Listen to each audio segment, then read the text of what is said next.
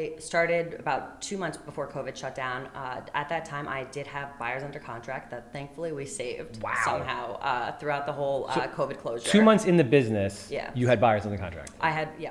How did you do that? Like how did you do that?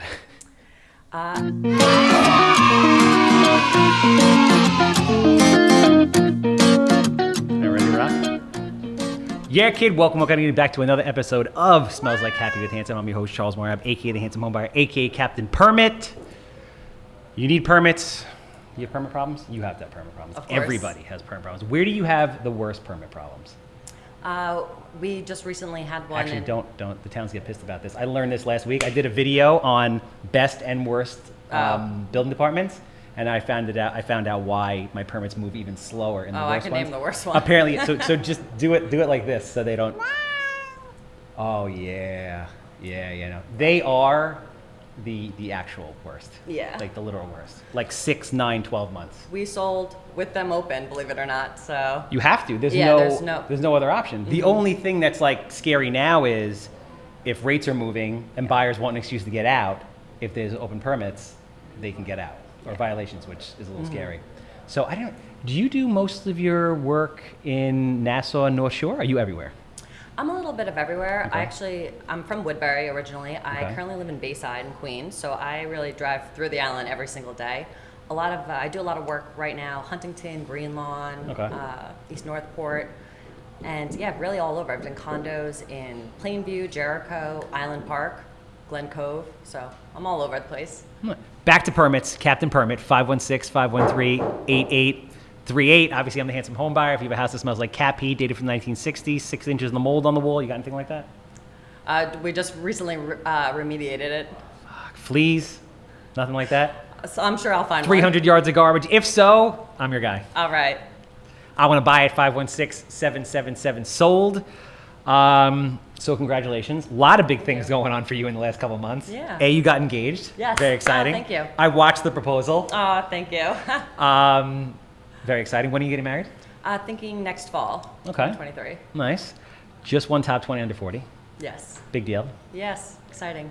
I've said it for everybody, and I'm going to say it again. I've been told that, and based on the people that I've been interviewing so far, very impressive group, like super impressive group. And it makes sense because from what I understand, it was the most applications, highest GCI, like most competitive top 20 under 40. I didn't even know that. I was very thrilled to have, gotten the nomination. So it was a very exciting time. Yeah. I mean, everybody, so we're doing 5 today. Mm-hmm. Everybody, like I've learned things from everybody that I could apply to my business, even though it's like same but different. Definitely. So very, very impressive group. Thank you. How long have you been in real estate? A little over 2 years now. And that's another thing that's actually really interesting too. It's like most people have only been in it for a couple of years, and it's like boom, right out of the gate. Yeah, I started right before COVID shut down, and then I thought I made a terrible decision. Like, this is a bad idea. Yeah, I can't do anything for 3 months. February, March, we shut down, and so I followed up with my 10 people in my CRM for another 3 months, and then when we got back in the office, kind of hit the ground running. So that's interesting. A lot of people came in after that, or they were in like a year or two. So they've seen active market, and then COVID, it's like kind of 3 months, and then lit a stick of dynamite, just took off, insane. And now we are where we are, which is like, who knows where we are. We'll see where we go. Do you do mostly luxury? Is it all different price points? All different price points. I've worked with from co-ops to $1.5 million condos in Jericho. So everything in between. Have real estate that you want to buy or sell, will travel type of thing. Yes. So, and again, this is like the real meat and potatoes of this is there's 30,000 agents. Mm-hmm. You're the top 20 under 40. There's only 20 of you guys, right? Yeah. Everybody wants to know, like, how are you doing it? What are you doing differently? And for me, it's even more impressive because everyone's doing it in such a short period of time. Mm-hmm. So you come into real estate. Yeah. I feel for like the first year, even longer, you're just trying to like figure it out. Like, because there's no training wheels, there's no manual. Not at all. I mean, sometimes there's mentorship, sometimes there's not. Mm-hmm. But it's basically like, here's your own business, go figure it out. Yeah, absolutely. I circled around becoming a real estate agent for years. I actually went into the hospitality field. Okay, that's interesting. Yeah, so I just stopped that I was 5 years at the Plaza before I decided to take the leap. And honestly, the manager at Berkshire Hathaway, I gave her a call and I said, I'm interested in getting into this. It's always been on my mind, but how do you just drop to being commission only? I was scared to make that jump. So she said, come in, I'm going to introduce you to this new team that just joined Berkshire Hathaway. Okay. And the principals, Mike and Ron, they've really shown me a lot of sales training and, showed me how to do this in this business. And I kind of follow their steps every single day. It's prospecting, it's working hard and following up. And it's really, I've shown it's worked.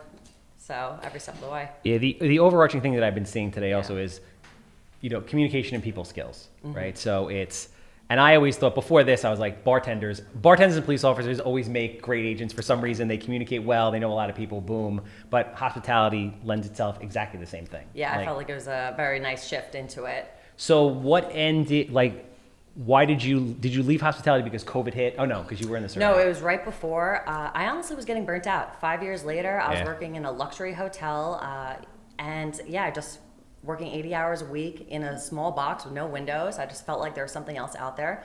Also in hospitality, once you go up one section of the hotel, you kind of start all over again. Okay. So I worked food and beverage, reservation, sales. Got it. So next, if I wanted to become a general manager, I'd be doing in-room dining or housekeeping, and that just didn't really interest me. My family isn't very heavily involved in real estate throughout Long Island, so I knew that this had a pull. They are involved? Yes. In what capacity? So we have a property management company and over 40 buildings around Long Island. Nice. Yeah. So do they invest also? Or strictly manage? Yeah, we do a bit of investing. Combination. Wow, very cool. Yeah, so it's been definitely over these last few years of me being involved. I think we're taking it to another level. So. You genetically must have a tremendous amount of patience because all those industries, like I always say, I have a property management company that manages my in-house stuff. We don't do it for other people, but just the portfolio. Yeah. And it is like the most thankless job in the world because when you're doing a great job, nobody says thank you. But all you hear is people complaining about everything all day. Yeah, definitely. I mean, this is really a people position. I learned about homes. I personally had not purchased my own home yet. And meanwhile, here I am selling other homes. So it's about the relationship and how I can help them through the process. Not about knowing every little ins and out of a home and construction. No, of course. That makes sense. I mean, I flip a lot of houses. I literally am the most not handy person on the planet. Like, I can't hang a picture. I can't hammer a nail. Nothing. But if you understand the process, you can do it. Definitely. So, the big thing again that I think everybody wants to know is, and especially in your position in 2 years, how did you do that? How did you do that? Honestly, it's showing up in the office every day. I had a great team that supports me and helped me with the sales training. So this morning we're in 8 a.m., the whole team learning, what's going on in the market, kind of staying introduced and doing a lot of role playing. Okay. And using that focus to prospect and follow up. And honestly, just staying in touch with people who said they had an interest in selling. Bringing value, in every conversation I have with them, it has, done me a tremendous, amount of business. How important is being on a team, being on the right team, or just winging it on your own? I personally found being on a team is incredibly beneficial. I think if you're doing this 6 months, 12 months on your own and you're not seeing any results, then you need to, re-strategize of where you are. How quickly before you got traction and actually started doing business? So I started about 2 months before COVID shut down. At that time, I did have buyers under contract that thankfully we saved somehow throughout the whole COVID closure. 2 months in the business, you had buyers under contract. I had, one buyer that I was running around with for those 2 months because even right before COVID, it was a very strong market already. I mean, homes were getting outbid, a lot of buyers. Yeah. So it was pretty competitive before that shut down.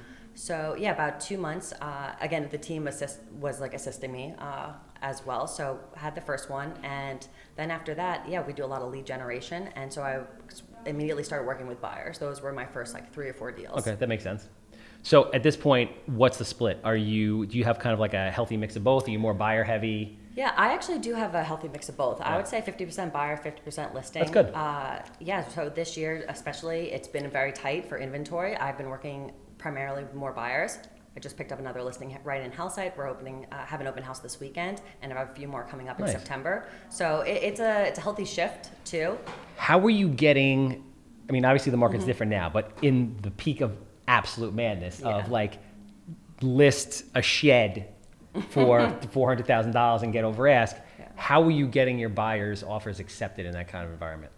So yeah, getting an offer accepted. I feel like harassed the listing agent every moment from the moment we saw the house to the moment I sent in the offer. So I'm very aggressive with that approach too. I mean, I like to be open and honest, with the agents I'm working with. Like, listen, I'm going to make this offer. I'm going to torture you until you take it. Yeah. Might as well take it now. Exactly. And I want to guide my buyers, especially when I know this is the right house. I want them to get it. So it's a combination, obviously, great buyers who are pre-approved. Money always helps, but besides that, it's not always just about getting that highest price, but assuring the listing agent that you have the best offer. We're going to see this seamlessly through from the contracts to closing. We don't want it. Neither of us benefit a deal falling apart.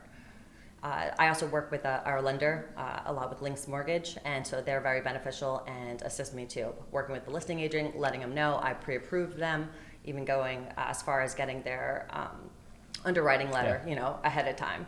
Where'd you go to school? St. John's. Oh, yeah? Interesting. No, I mean, don't take this negative. You're sharp. You're very, you're on it. And it makes sense. And you can see that you're prepared, you do the work up front, you're coming in organized, and I'm sure people appreciate that. It's interesting, and this is not to be disrespectful to agents that have been doing it a long time, but there's a new generation of agent that is coming in, it seems like. Absolutely. And it's different. It's not better, it's not worse, but they're different. You guys are very, very polished. Mm-hmm. Very polished. Yeah, thank you. I mean, taking this digital approach and reaching out to the masses, I think, is the new generation. I mean, nothing's more frustrating than dealing with someone who isn't texting, can't send photos, it's hard to reach, and now, obviously we've had COVID compliance, but there's been a few that kind of take it above and beyond even still, and just make it over a difficult experience to work with. And I think this new generation, I think we're much more looking to work together and get things done, efficiently. No, it's very important, especially in this market. The hospitality angle is very interesting too, because I always tell people you should treat any business like a hospitality business. You should create an experience for whoever it is that you're working with. So for me, it's, all right, the investors and the realtors, right? So I do certain things with the realtors that creates an experience with them so they want to work with me. The investors, the same type of thing. Absolutely. So it makes sense.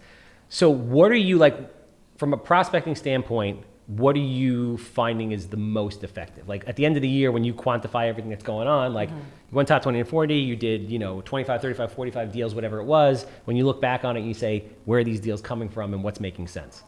Yeah, heavily prospecting and staying in touch. It really comes down to those two things. We do have a lead generation as well. So any buyers who are signing up, looking online, I really stay in touch. This listing I just have right now in Hillside, I spoke to this woman 2 years ago. Last June, she asked me to come over to give her a market appraisal. Never answered me again.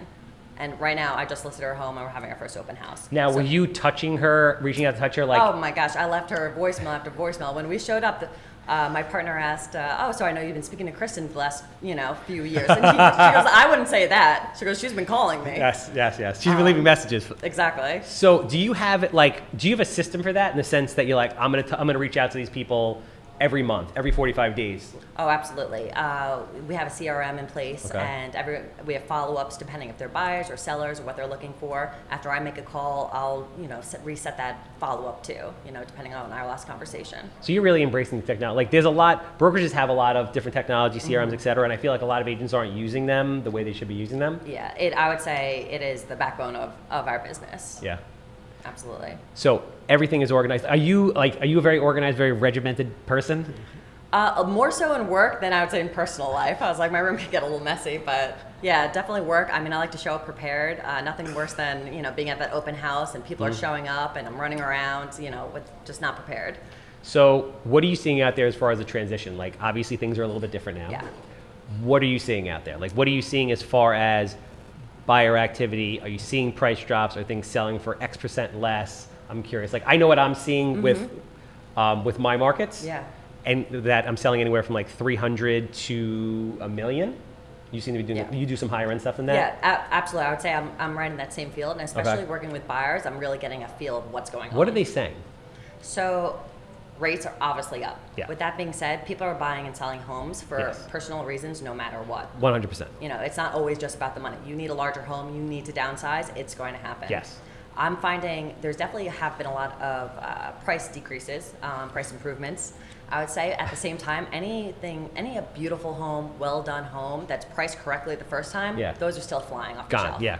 I agree. Yeah, so yeah. Do you see them selling at a certain discount to where you feel like they would have sold 2 months ago?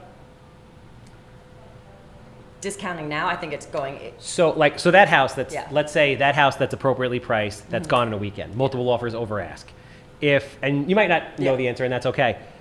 If you were to put that on the market, let's say 3 months ago, do you feel it's selling for less today, even though it's fast? But yeah, as we're getting, there is more inventory hitting the market. Yeah. I think things are slowing down. Number of homes getting into contract is a little bit less, so they're sitting on the market a little bit longer. It absolutely is a shift.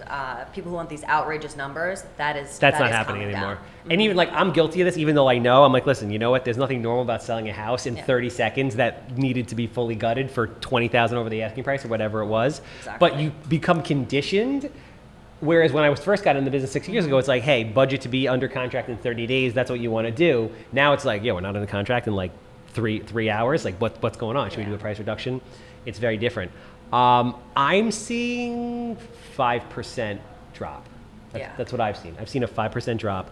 What are the buyers saying to you? Are they becoming pickier about the numbers, conditions, what they're asking for? Or some of them just saying, hey, I'm going to take a break. I want to see what happens? Yeah, there's definitely a lot of people who are taking a break. They want to see what happens. But to those who are in a position that they need to buy or sell, no matter what the cost is. That's it. Yeah, it is what it is. As the rates go up, prices come down. The rates go down, prices go up. Yeah, no, it's directly correlated. And again, like you said, even when rates were like, I'm sure we've all heard these stories from our parents and stuff. Yeah. I bought my first house. It was 18%. People were still buying houses. Yeah. So now it's like smaller buyer and seller pool, right? 30,000 agents. Obviously, some of them are a lot of people rushed into the industry because it was like, oh, it's hot. Of course. How do you stand out now as the market changes when you have less buyers and sellers? So it's definitely been a shift. I think last year I had a great year. This year has been a little bit more challenging. I have been working, especially the first half of the year, with more buyers. How it's going to change over in the future. I mean, there's still going to be business to come around. I think I have taken a step and, I'm working with the few agents who do a lot of business. I think even out of the 20 out of 40, I knew 3 of them, seen each other. We often see each other either I'm at their listing, they're at mine, open houses, etc. So the same people who are doing business, they're going to continue to keep doing business. Yeah, no, that's true. With everything, like the people that do a lot, we might do less business than we normally do, but we're still going to do a lot of business. And like it's funny because I have had older agents saying this to me for like 5 or 6 years, and I was like, oh, it makes sense. But now it's really coming to fruition where they're like, in a hot market, you as an agent or loan officer, you don't have to work with people because everything's going to move.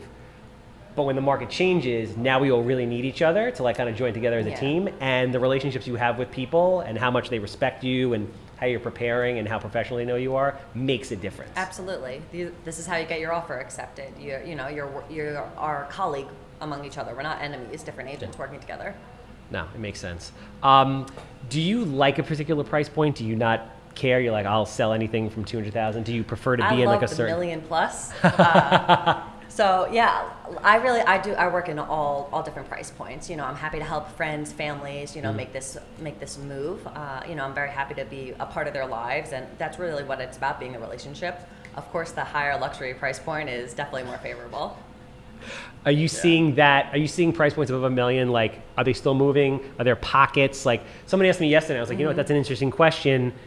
If a house is going to sell for 12 or 15 million, is that okay? Because those people have a different level of money and they don't care. Does like the 1 to 3 million get slammed? I don't know. I don't know if you've seen that. Well, we just sold a house over on Clock Tower Lane 2 years ago when I first in Old Westbury. Okay. I just joined the team. It was my broker's listing. What school district is that over there? Is it Old Westbury? Yeah. No, there's a couple of Westbury, and then there's Syosset. There's a couple over there. I'm trying to think if maybe it was in between Jericho and Syosset. Okay. I'll double check. So we sold that house in 2020 for $7.9 million. Fuck. Those owners came from China. They lived here. That's a nice sale. Oh yeah. So the owners who came in, they decided to move back out of the country and put it back for sale. Okay. We just resold it for 9.9. Wow. Wow. Yeah, in 2 years. Wow. And wow. When did it close? It did. When was it listed? So it was listed earlier this year. Before the rate hikes. Before the 6%, yes. So they literally got it at the absolute peak. Wow. Yeah. That's crazy. But that just goes to show you, that's nuts. Yeah. Wait, 2 years ago, they bought it at what? Around 7.5, and now it closed for a little over 9 something. Yeah, no, that's a lot. Yeah. It's like 20-something% in a very short period of time. What do you think? That's actually interesting. Because then what do you think houses are ultimately going to drop by? From where they've been, I don't think prices will ever go back to where they were. I think we're always now going to be at a somewhat elevated price range unless things drastically change. I think we're looking at maybe a down 10 to 15%. I mean, we raised about 20% within the last 2 years. I think it's going to drop 5 to 10, maybe a little bit more. Yeah. Again, depending on the home. I find these homes that need complete repair, buyers are getting more choosy about that. They don't want to pay premium price and then need to gut the whole house. Yeah, no, it makes sense. And now before they didn't have inventory to choose from, and now they do. Exactly. I did the stats this morning when I woke up to see, because I've been tracking the absorption. Yeah. I'm like, all right, how much inventory? So it was 1.7 months and 1.8 months Nassau Suffolk, and now it's 2.6. Yeah, that was strange, right? It was 2.6 and 3. Yeah. So it's like, it's moving. Yeah. Which is like, I mean, that's still not a lot of inventory, but compared to what we're used to, so it's a little bit, it's different. I know, you might be able to catch a house on the second weekend. Yeah, it's, my strategy now is, I'm like, all right, I have to list a house 5 to 10% below where everybody else is at for an equivalent house, and then I'm still getting over ask, but at the end of the day, I've seen 5% drops. Yeah. That's what I've seen. So, and now when I'm underwriting deals to buy, to flip, ultimately, like, let's say 6 months down the road or 3 months down the road, I'm discounting 15%, like you said. Yeah. So it's just cool to like get professionals' opinions of what they're seeing in the market and be like, okay, am I on the right track? Definitely. So you're not like a doomsday person. You're like, no, I think, real estate is the best investment you can have. We're going to keep on trucking. It's a tough market right now. It's been a tough market. Things will get better, but at some point when the rates are high, prices are low. yeah, it always balances out. Exactly. So a lot of agents want to be you, right? They do. What do you tell agents? What do you tell an agent who's under 40, who wants to be top 20 under 40? They're not there yet. They want to get there. Obviously, they want to be doing, the big numbers, the big deals, the volume. What's your advice to them? So it's never too late to start. That's the first thing. And if you work hard, you show up and be consistent with your business, you'll be able to achieve these things. If you're having an issue, doing the work, then it might be more of a skill issue or a sales issue, and you're not having better conversations. So that might be something to work with a mentor or join a team, that can really help you improve your skills. What do you think are the two most important things for a real estate agent to do to be successful? For a real estate agent to do? So I would say be consistent and really get yourself out there. When I first started, I did every open house that my team allowed, anything that was available. Even right now, I'm happy to help my other agents show homes. I think being out there, meeting more agents, meeting more clients, answering these questions just helps me become a better agent myself. Are you doing any of the traditional type stuff of like door knocking, cold calling, mailers? Do it all.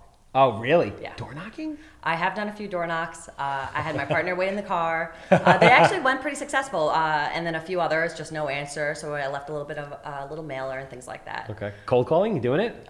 Every day. Wow. How often? Like how long? Every day? Like, are you very... 8 to 11, and then in the evening, 5 to 7. Oh, shit. You are like regimented. Yeah. Like you are on it. I try to be. So from 8 to 11, you're smiling and dialing. And then what time in the afternoon? Usually between 4 or 5. I personally stay a little bit later in my office. I know a lot of people have young kids to get home to, so I like to stay there. I'll call up until 6:30, 6:45. Wow. And you do that 5 days a week?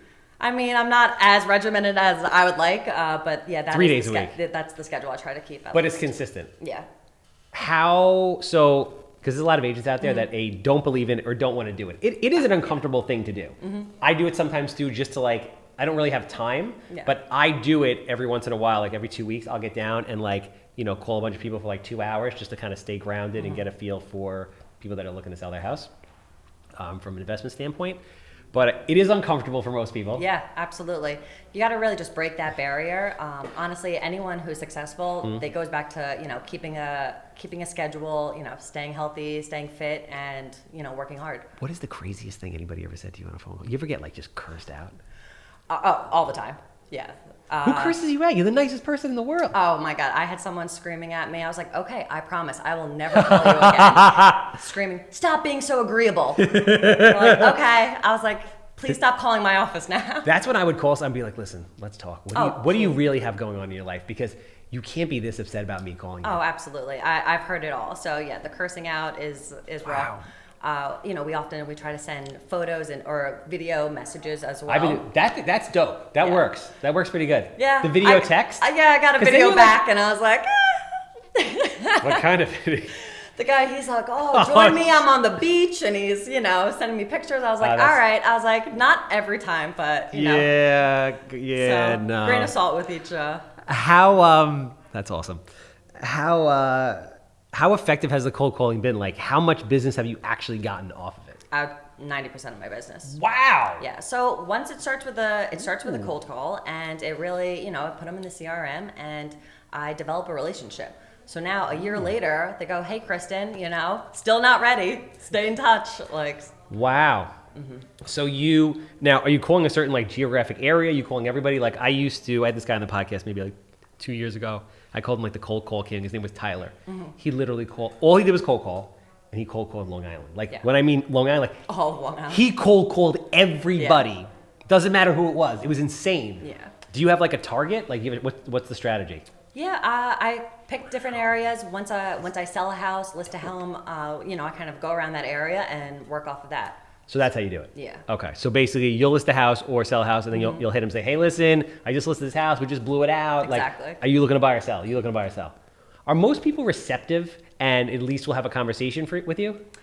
I mean, I'm top 20 under 40 by doing this. Yeah. So, yeah, there's definitely, it is hard. I think just staying in the right attitude and the right mind state is the most important, because it is tough. It's not easy to get on the calls. There's plenty of days where I'm not feeling it. Yeah. I don't want to do it. It's a lot of talking. But then, you sit down and I have my team members beside me and we're all doing it, and, can you start feeling the energy? And then when you start getting that person who does want to sell, actually this summer, you jump on it and get them a free market appraisal. That is awesome.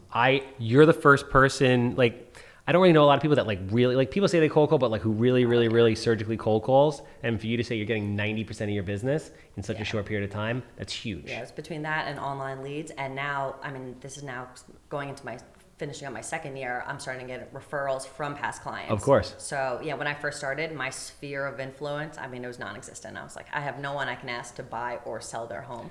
What is your listing appointment strategy? When you walk into one of these places, a house, and you're like, okay, I want to list your house, what's your strategy? So usually by that point, we already know each other. I've been calling for months. I've been calling you for 2 years. Exactly. I know exactly where they're going, why they're moving, and really right now I'm prepared. Of course, I have my CMA, take a tour of the home and kind of go over that information and explain again what's going on in the market, because obviously everyone hears and sees the papers and sees Newsday and Zillow. But we kind of really break it down every listing appointment. And, it's all about timing, I find. I've been on plenty of appointments this year, and I expect to start picking them up now towards the end of the year. So I really try to be that first person in the door. Are you having issues with sellers pricing things realistically at this point? We do our best, to assist them and put that price and honestly set their expectations from the beginning. I don't think we've ever been too far off with a price, or the house had something, like an open permit, that's really halted the sale. Captain Permit. Yes, exactly. Have you ever had a deal fall apart because of a permit? Oh, when I first started, my second and third deal fell out of contract because of permits. One was a mortgage and the second was permits. Yeah. Mm-hmm. Wow. And so you basically ramped up 2 months into it. You were going, just go. Yeah, I feel like I've hit almost every scenario that there was. But that's you are the exception to every rule. Most people come in and it's 6 months of just, beating your head against the wall. To come out of the gate like that, very strong. Very impressive. Yeah, again, my team, they were a great support. They really, took me from being a hospitality, more like Mrs. Nice Girl to, a shark and getting on the phones and selling homes. Did you have an issue getting on the phone at the beginning? Oh, yeah. They stand us up, they film us, and they go, ring, ring. And they make you role play. Oh, yeah, that is more nerve-wracking than now ever getting on the phone. But I can imagine that once you get over that hump, being extremely helpful. Yeah. Because I guess when you think about it, right, from a sales standpoint, people are all the same, or pretty much the same. Mm-hmm. So when you call somebody, there's only like 3 or 4 things they're going to say to you. Exactly. And then once you know what the objections are and you script to overcome the objections, it's kind of like the same thing over and over and over. Exactly, it is. Wow.